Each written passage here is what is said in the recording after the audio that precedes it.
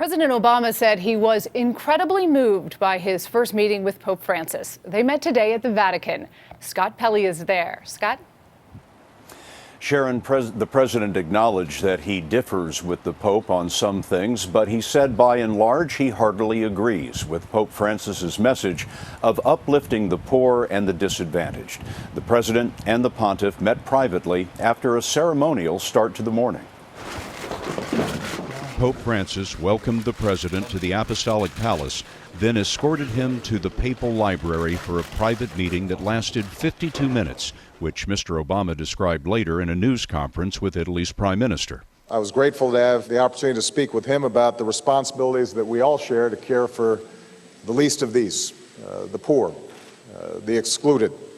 The president told the Pope that he hoped to help the disadvantaged in America by passing immigration reform. But one contentious subject was left for a later meeting between Mr. Obama and the Vatican Secretary of State. The Obama administration is battling with the U.S. Conference of Bishops over the requirement under the health care law that most employer-sponsored plans cover contraceptives. There was no meeting of the minds on that today.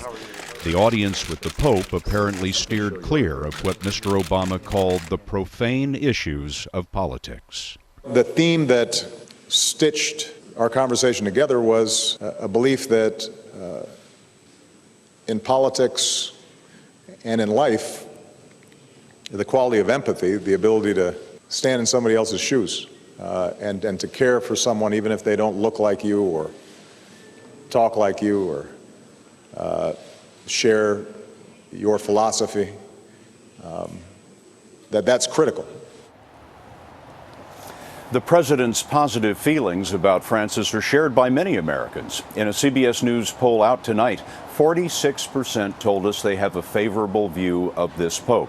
Among American Catholics, the number was considerably higher, 68%. And for the first time, more American Catholics say the church is in touch with their needs than say it is not. We'll be interviewing the president here in Rome tomorrow, and we will have that for you on CBS This Morning and, of course, tomorrow night right here on the CBS Evening News from Rome. Sharon?